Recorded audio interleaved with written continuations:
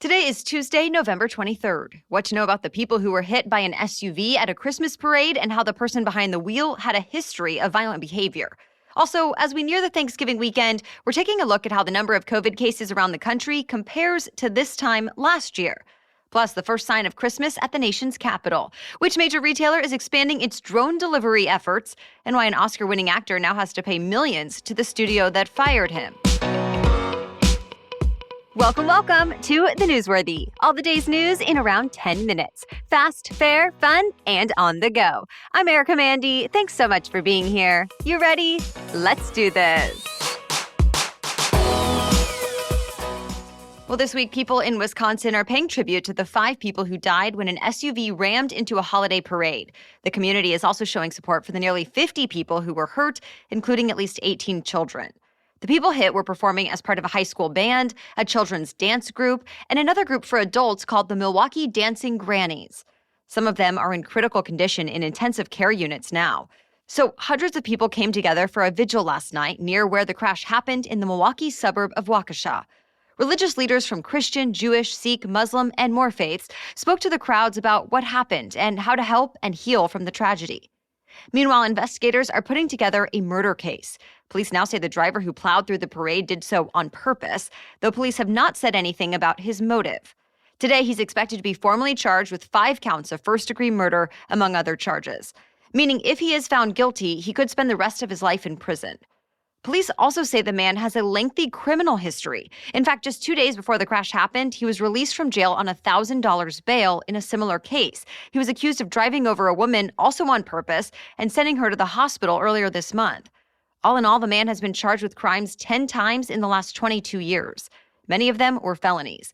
The Milwaukee District Attorney says with all of this considered, the man's bail earlier this month was set, quote, inappropriately low. So that's being investigated now, too.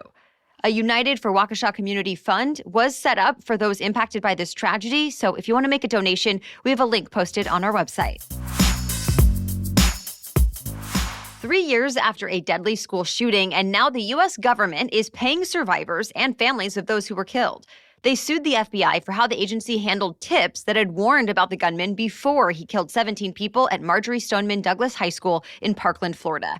In the months before the shooting, 2 people said they were worried the gunman might try to open fire at the school where he used to be a student. But the FBI did not investigate those tips before it was too late. Shortly after the shooting, the FBI director apologized. 40 families and survivors sued, accusing the FBI of negligence. And this week, they reached a settlement to resolve the lawsuit without having to go to trial. The Justice Department will pay about $130 million. Other details of the settlement are still being finalized. So a lot more families are expected to get together this Thanksgiving as compared to last year. Unfortunately, in some parts of the U.S., COVID-19 outbreaks are just as bad now as they were last November. New government data shows in 15 states, COVID-19 patients are taking up more intensive care unit beds than last year. The states getting hit the hardest right now are Colorado, Minnesota, and Michigan. That said, in most of the country, fewer people are getting sick than this time last year. And this holiday season, most public health experts say families and friends should be able to get together. The nation's top infectious disease expert, Dr. Anthony Fauci, says Americans who are vaccinated can hold gatherings without taking too many precautions, but that people who have not yet gotten their shots should be more careful. Some experts also suggest unvaccinated guests get rapid COVID-19 tests before Thanksgiving gatherings. Federal government agencies have a new warning for American companies and organizations. They say cyber criminals are known to target companies around the holidays when fewer people are in the office to catch issues. As of this morning, there's no specific threat. But still, ahead of this holiday weekend, officials say businesses should pick at least one IT person to be on call in case a ransomware attack does happen. Also, that they should strengthen passwords as soon as possible and make sure the same ones are not used across several platforms. And they're reminding companies and organizations to alert the FBI or the Cybersecurity and Infrastructure Agency as soon as possible if they do get hacked. At a pretty critical time for the economy, President Biden wants to keep at least one thing stable: the central bank. He nominated Federal Reserve Chairman Jerome Powell to a second 4-year term. Many powerful Democrats and Republicans support Biden's choice, saying it's important to stay on course while the economy is still rebounding. But many progressive groups wanted economist Lael Brainerd to replace Powell. They say she would have taken a stricter approach to supervising and regulating Wall Street banks. But instead of the top spot, President Biden nominated her for vice chair. As the New York Times reports, Biden is betting that together, Powell and Brainard are well-positioned to try to rein in inflation and keep the strong job market intact. The Fed already planned to start pulling back on bond purchases, but for now, interest rates will stay near zero until the labor market heals even more from the pandemic. Both Powell and Brainard are expected to easily win Senate confirmation. More news is coming up, but first, let's take a quick break to thank our sponsor. When was the last time you thought about your mental health? I think it's so important to talk about because our mental health is just as important as our physical health, especially around the holidays. I've interviewed experts who say it's common for this time of year to trigger feelings of stress, anxiety, loneliness, financial strain, grief, and more. And really, whether it's the holidays or something else, or maybe you're not really sure what it is that's causing you to feel sort of off, I suggest talking to a licensed professional therapist. And BetterHelp offers just that in an online, convenient, safe, private environment. BetterHelp makes professional counseling more accessible, and you'll never have to sit in a waiting room. You can start communicating in under 24 hours. You'll get timely and thoughtful responses, plus you can schedule weekly video or phone sessions. I want you to start living a happier life today. And as a listener, you'll get 10% off your first month by visiting betterhelp.com/newsworthy. Join more than 1 million people who have taken charge of their mental health. Again, that's BetterHelp, H-E-L-P, betterhelp.com/newsworthy. The White House is already preparing for Christmas. The official White House Christmas tree arrived yesterday in a horse-drawn carriage. That's been a tradition there since 1966. First Lady Jill Biden welcomed the Fraser fur, alongside some family and a D.C. Army National Guard family, as a way of honoring the role the National Guard played in response to the pandemic. The First Lady is expected to reveal the theme for the White House's annual holiday decor next week. And speaking of Christmas trees, experts say you may want to buy yours soon. The American Christmas Tree Association has warned that supply chain issues and weather problems mean the trees could be harder to come by this year. And both real and artificial trees may cost 10 to 30% more this year, too. The Federal Communications Commission, or FCC, has officially signed off on Verizon's more than $6 billion deal to buy Tracfone Wireless. Verizon is the largest U.S. wireless carrier by subscribers, and Tracfone, which offers prepaid mobile phones, is the largest reseller of wireless devices in the U.S.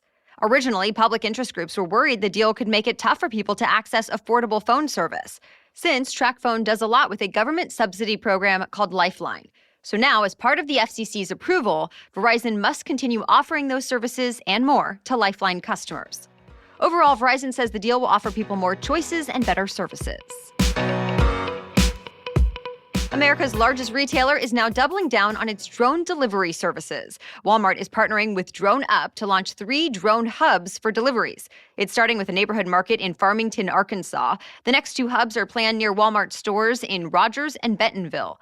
For now, at least, customers will only get delivery by drone if they live within a 1.15-mile radius from the first Arkansas hub. They must also order eligible items online. Each shipment must weigh 5 pounds or less. The delivery is only weather permitting, and there's a $10 delivery fee. But deliveries can be made in just 30 minutes. The packages are lowered down on cables, not just dropped from the sky. This is Walmart's first multi-site commercial U.S. drone delivery service. But we have actually talked about Walmart using drones before. Walmart first started testing drone delivery last year, and they're not the only ones. Other companies like Amazon and UPS are also testing and using drone delivery and looking to expand those options in the months and years ahead. Actor Kevin Spacey must now pay millions of dollars to the studio behind the series House of Cards. Remember, Spacey was accused of sexual harassment and misconduct, first by actor Anthony Rapp in 2017. Spacey said he didn't remember the encounter but apologized, and then several other accusers followed. Independent investigations found widespread sexual harassment of those who worked under Spacey. And that led to the House of Cards studio firing Spacey, pausing production, rewriting the 6th season to remove his character, and putting out fewer episodes. The production company, called MRC, argued it all cost them tens of millions of dollars in losses. While House of Cards was popular on Netflix, MRC actually produced the series. This legal fight lasted years. But now the final ruling is out. Spacey breached his contract, which required professional behavior.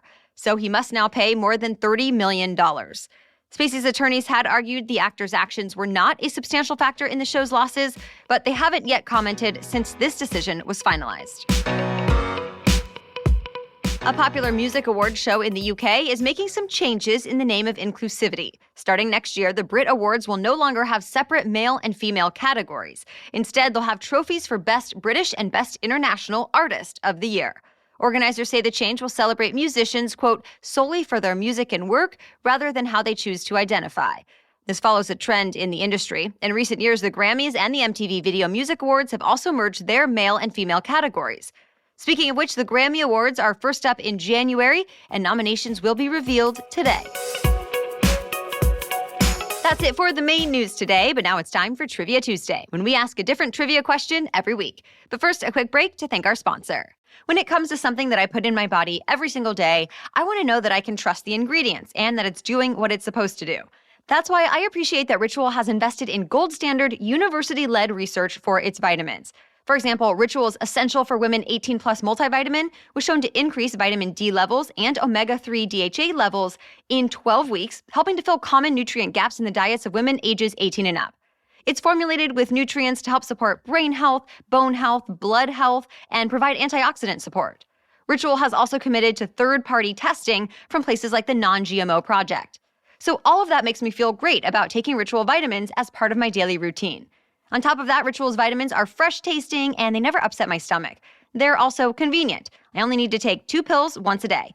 And when I'm ready for more, my vitamins show up at my doorstep, so I never run out. And right now, Ritual is offering the Newsworthy listeners 10% off your first 3 months. Just visit ritual.com/newsworthy and turn healthy habits into a ritual. That's 10% off at ritual.com/newsworthy. Okay, now back to Trivia Tuesday. Today's trivia question is, who was the first president to pardon a turkey? You can answer the question and play along on Instagram. Just find and follow us at NewsworthyPod. Look for the trivia quiz in our Instagram stories today. As for last week's trivia question, what is the longest-running Broadway show? The answer is The Phantom of the Opera. It opened on Broadway in January of 1988 and is still playing at the Majestic Theater today. In case you're not familiar, Phantom tells the story of a disfigured, murderous musical genius who falls in love with a young opera singer. It's widely considered one of the most beautiful and spectacular productions in history. But other shows have also had long-term success on Broadway. Chicago, The Lion King, Cats, and Wicked round out the top 5 longest-running shows. They've also made huge names for themselves, racking up thousands of Broadway shows each and a bunch of Tony Awards. All right, thank you for turning to the Newsworthy today and every day. We'll be back with another news roundup tomorrow. Until then, have a great day.